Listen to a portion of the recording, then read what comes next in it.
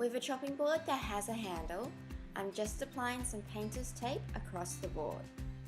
On the top, I'm going to apply 2 layers of my painter's tape, and then I'm going to flip it over to do underneath.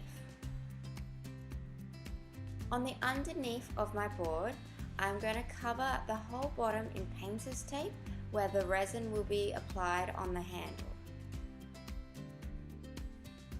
This is a pretty simple step. You just need to make sure that anywhere that the resin will be going on top, the underneath of the board needs to be covered in tape to stop any of the resin dripping and causing an uneven edge.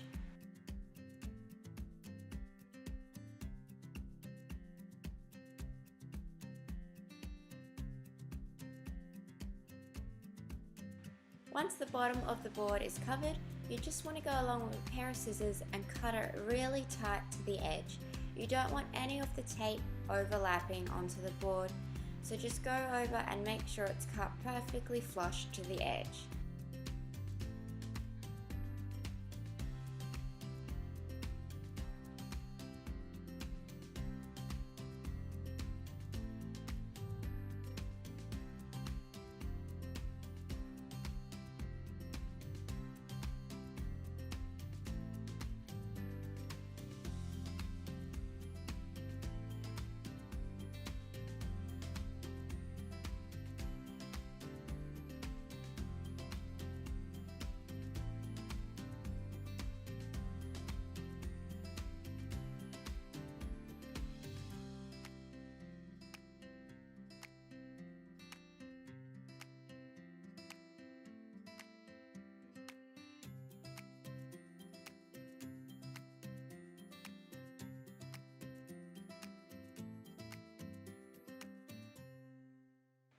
Now with my coasters, I'm going to just follow the same process that I did with the board, which is just applying tape to the bottom side of the coaster and then cutting it really tight towards the edge, so that way resin can't drip or seep underneath my tape.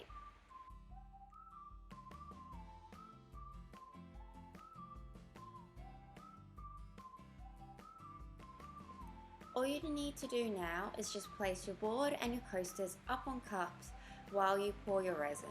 Today I'm going to be doing a dirty pour that will create a beautiful pattern on my board and my coasters. The colours I'm using are white, gold and a peachy shimmer. Today for my resin I'm using uresin, which is an Australian based brand. It's a 50-50 split with a resin and a hardener that you combine together. If you haven't worked with resin before, I recommend going and checking out my tips and tricks for working with resin, the beginner's guide. I'll link it in the description box below. Now all I'm doing is pouring all the colours in my cup, which is creating my dirty pour, over the edge of my board and onto my coasters.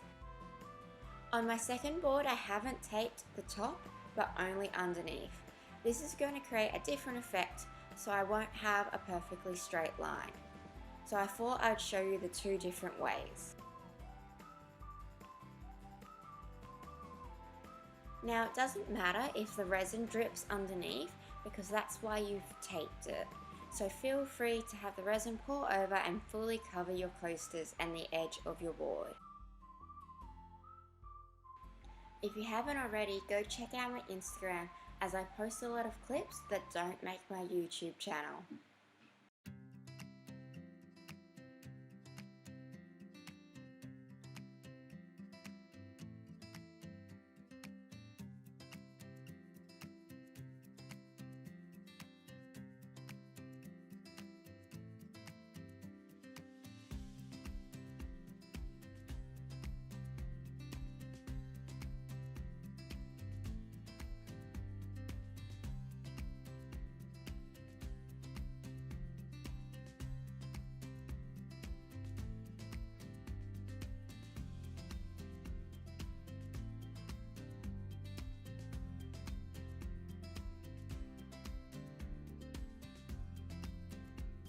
With the board that you have the tape on the top, you want to wait around half an hour.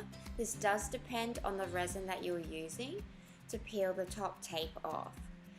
By doing this before the resin has fully set, you still get a perfectly straight line, but you're also not trying to crack the resin. If you do this when the resin has fully set, the resin will lock onto the tape and you won't be able to peel it off, or you won't get a straight line. So you need to wait till your resin has stopped flowing but hasn't fully dried.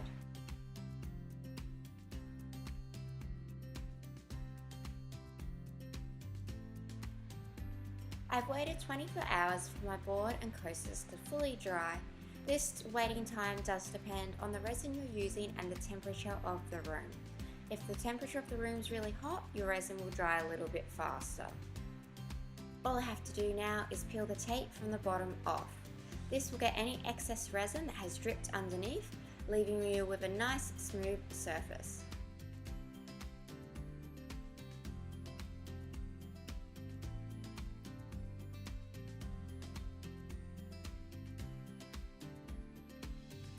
Now you have an amazing custom piece to use at your next party. If you like this video, make sure you give it a big thumbs up, it really does help me out.